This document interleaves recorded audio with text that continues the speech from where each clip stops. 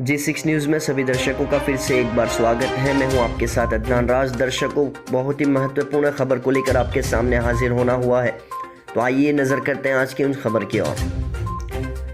दर्शकों, आपको बता दें कि अभी तक अमेरिका की तरफ से पूरी दुनिया में बहुत पाबंदियां लगाई गई हैं, जैसे कि किसी भी कंपनी को फ्रीज कर देना, किसी भी इंसान को ब्लॉक करना, किसी भी कंपनी को बर्बाद कर देना, बैंक को ब्लॉक कर देना।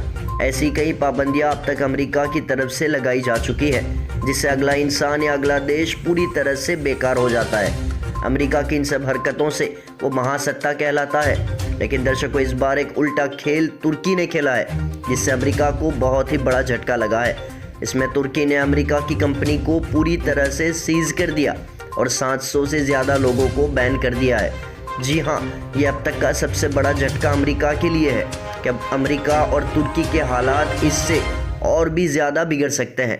दरअसल मामला ये है कि सन 2016 में मिलिट्री कूप करके तुर्की की सत्ता पलटने की कोशिश की गई थी और उर्दुगान को कत्ल करने की भी कोशिश की गई थी, और इसमें जिस शख्स का हाथ था वो अमेरिका में रहकर तुर्की में ये सब कंट्रोल कर रहा था।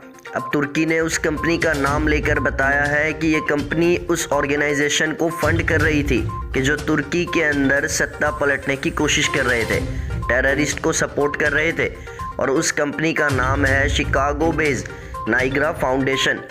और इस फाउंडेशन को तुर्की गवर्नमेंट ने पूरी तरह से फ्रीज कर दिया है। अब आपको बता दें कि लोगों को वहाँ पर ब्लॉक भी कर दिया गया है, देश से निकाल भी दिया गया है और कई लोगों की गिरफ्तारी भी की गई है।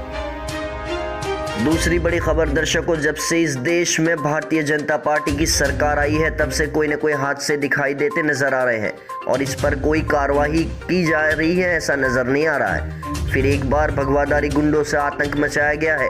क्रिसमस के कार्यक्रमों के दौरान जहां पर कार्यक्रम हो रहे थे वहां पर ये गुंडे पहुंचे हैं और उन्होंने आतंक फैलाया है। इसी बीच ऐसे एक हादसे की खबर हमारे सामने हरियाणा के अंबाला से आ रही है, जो सबको चौंका देने वाली एक खबर है। यहाँ पर एक पुराने चर्च पर हमला कर दिया गया है कुछ लोगों से। ये सांधी विचारधारा वाले लोग हैं जिन्होंने आक्रमण किया और वह मूर्तियों को वहाँ पर उन्होंने तोड़ दिया है। 178 साल से ये चर्च था और ये मूर्ति वहाँ पर स्थापित थी, जिसे एक विशेष समुदाय ने, यानी आप समझ ही सकते हैं कि वो कौन लोग होंगे। ये भगवादारी आतंकवादी ही तो हैं, उन्हें आतंकवादी ही कहा जाएगा क्योंकि उनके हाथ में डंडा है, उनके ऊपर भगवा कपड़ा पहना हुआ है उन्होंने, और आतंक फैला रहे हैं जिन्हें धर्म का कोई ज्ञान ही नहीं है। देखिए उन्होंने कैसा आतंक मचाया है।